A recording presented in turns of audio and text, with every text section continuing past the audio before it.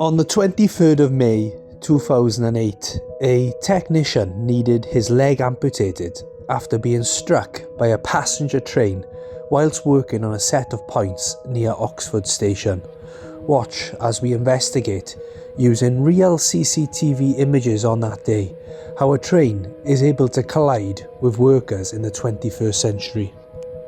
Before we continue, can you please subscribe to support the channel and for more similar content? Thank you. The accident occurred at a site known as Kennington Junction, located between Oxford and Didcot, and was a combination of bad luck, communication and decision making. Network Rail were responsible for the track, and on that day, a lookout, a team leader and technician would be undertaking a routine point lock test on point 207 Alpha. The time was 9 PM, and despite the fading daylight, the team leader was confident after speaking to the signaller on his mobile phone that they could carry out 3 tests without causing train disruption. They set up as shown. Despite the lookout not being instructed where to stand by his team leader, he guessed the best location. This was his line of sight and the position of the working party. Network Rail uses 2 systems of working near tracks, red zone and green zone working. Despite the safer green zone working principle, whereby there are no train movements and the task is completed first, this can cause major disruption. Therefore, the more common red zone is implemented, whereby work is carried out on a live track. This requires good communication between the working party and signaller to know trains are expected to be present. This requires good communication between the working party and signaller to know when trains are expected to be present. The working party on this occasion was using red zone working. At 9:21 PM, all was going to plan. The signaller requested the points be handed back. The technicians moved to a position of safety, and at 9:23 PM a train passed. At 9:24 PM, the team leader requested time to carry out another test on the points. This was approved. Unexpectedly, the test failed, with the points in the reverse position. This, however, would not have affected any trains running over the points. After asking the signaller for more time at 9:28 PM, this was declined as a train had already passed a clear signal. Once again, the team moved to a position of safety and watched the train pass. Dark clouds were now forming overhead.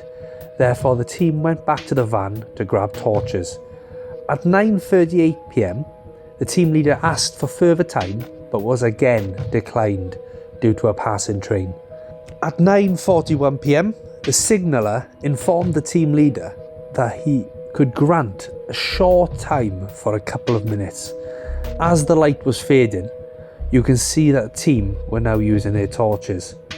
With the maintenance not going to plan, darkness creeping in, and being constantly removed from the task, you can imagine the frustration and anxiety to finish would be setting in.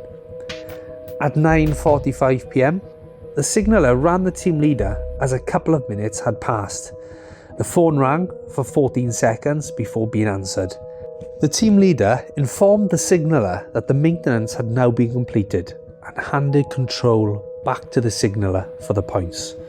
The points side covers, however, were still not attached, and the 2 technicians began to install these back on. At 9:46 PM, the lookout, who was stood 2 tracks over from the pair, noticed train headlights appearing on the middle track, as shown, heading towards Didcot.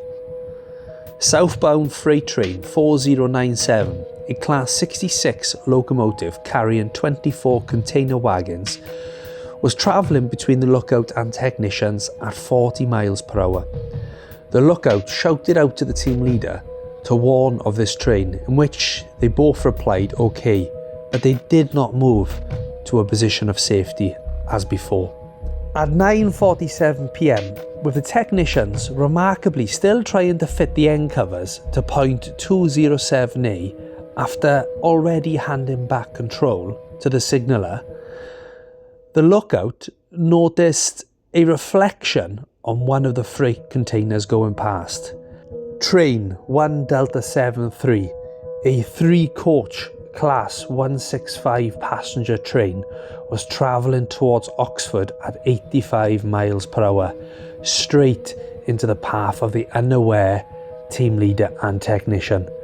These photos show the final moments of Train 1 Delta 73's front-facing camera. You can just about make out the dark freight containers on the right still going past the lookout, and the 2 technicians with their torches. The team leader's leg is disturbingly on the track. The back-facing CCTV camera shows the exact aftermath of the collision.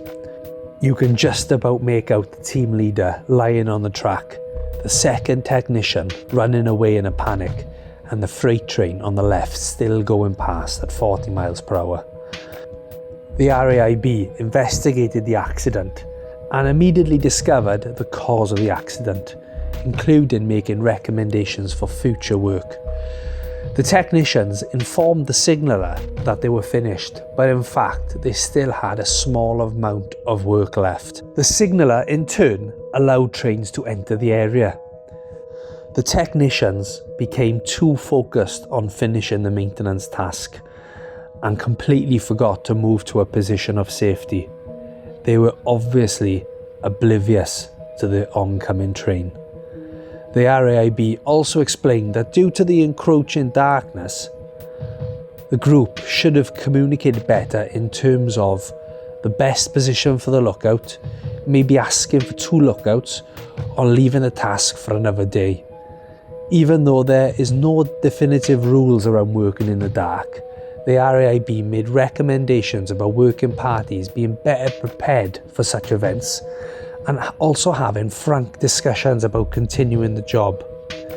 The RAIB also discussed the possibility of red zone working with Network Rail and how best to manage such work zones.